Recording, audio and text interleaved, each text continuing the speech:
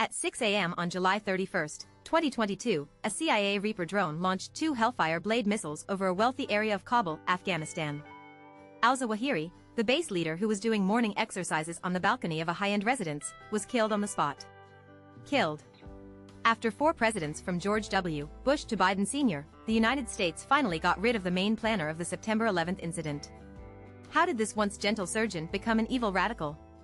Hello everyone, I am Feixiang Chuanchi Characters and Events. Audiences who like it can follow me. Al-Zawahiri is an Egyptian, born in 1951 in a wealthy family in Cairo. He has produced university scholars, university presidents, envoys abroad and other figures, and is somewhat related to the Saudi family. As a child, Zawahiri was studious and proficient in Arabic, English and French. He liked poetry and hated violence. However, during adolescence, a critical period in the formation of his outlook on life, he joined the Muslim Brotherhood Youth League and was deeply influenced by the radical scholar Qut.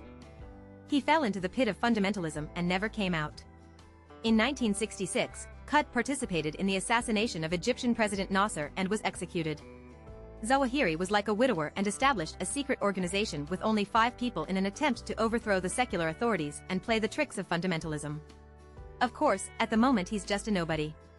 In 1974, Zawahiri received a master's degree in medicine and surgery from Cairo University and served as a military doctor in the Egyptian army for 4 years. After retiring from the army, he married a female college classmate and opened a surgical clinic in southern Cairo. His skills were superb and his business was booming. How many people would have thought it would be impossible to live such a life, but Zawahiri did not cherish it. He was always thinking about Qut's radical theories and was ready to take action. At the end of 1979, the Soviet Union sent troops to Afghanistan. The Soviet army occupied major cities and transportation hubs in a very short period of time. However, it fell into a quagmire of security wars in the vast mountainous areas and rural areas. It was dragged down in the past 10 years. During this period, the CIA went to Pakistan's Inter-Services Intelligence Agency to support various anti-Soviet organizations. They called on Arabs to come to Afghanistan and risk their lives against the Soviets. Many of these people later became radicals who caused headaches for the United States, and Zawahiri was one of them. Although he was not worthy of military force, he had excellent medical skills. He abandoned his family and career and went to Peshawar Hospital in Pakistan to treat wounded soldiers and refugees from various anti-Soviet organizations. He met many fundamentalists, joined the Egyptian Islamic Organization, and spent his whole day thinking about how to turn Egypt into what they called utopia.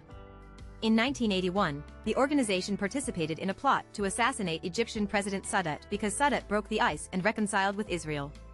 On October 6, at a military parade held in Cairo to commemorate the 8th anniversary of the Yom Kippur War, Sadat was assassinated by radicals among the soldiers. Sadat, who signed the Camp David peace agreement for the sake of Egypt's interests, died in hatred.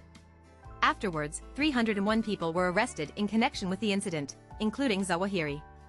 However, the authorities found no solid evidence and only sentenced him to 3 years for illegal possession of a gun.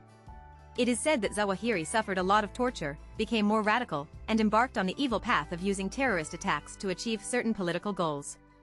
The leader of the Egyptian Islamist organization was sentenced to life imprisonment for the assassination of Sadat.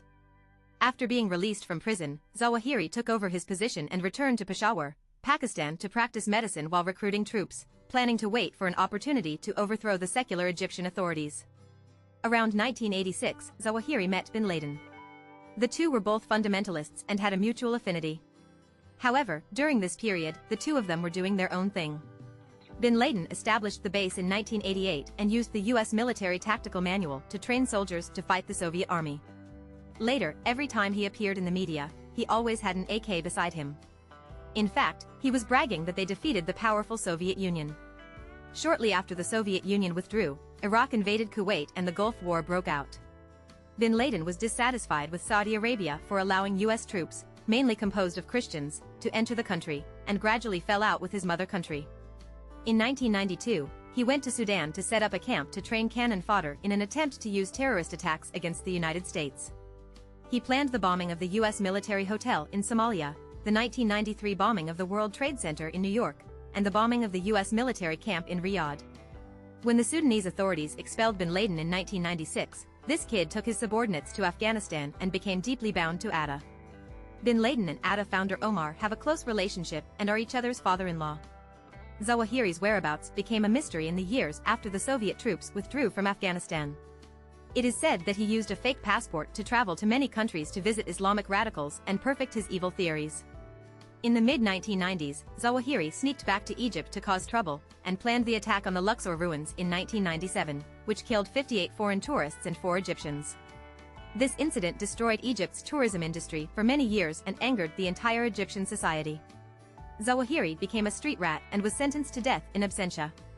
He knew that he could not stay in Egypt any longer, so he went to Afghanistan to join bin Laden, who was 6 years younger than him, and his men were integrated into the base. Zawahiri, who wears glasses and looks like a scholar, has long been considered bin Laden's brains and the main planner of many attacks on the base. For example, the bombing of the U.S. Embassy in East Africa in August 1998, the explosion of the USS Cole guided missile destroyer in the port of Aden in Yemen in October 2001, and the September 11 incident that changed the world.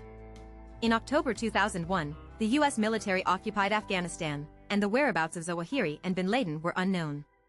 It is generally believed that the two men were hiding in the tribal areas with complex terrain on the Afghanistan-Pakistan border.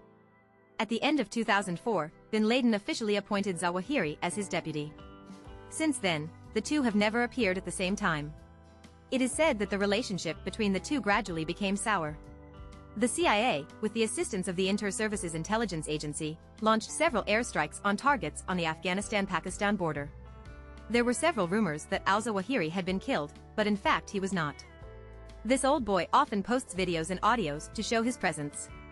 In May 2011, bin Laden was killed by U.S. Navy SEAL Team 6 in a mansion in Abbottabad, Pakistan.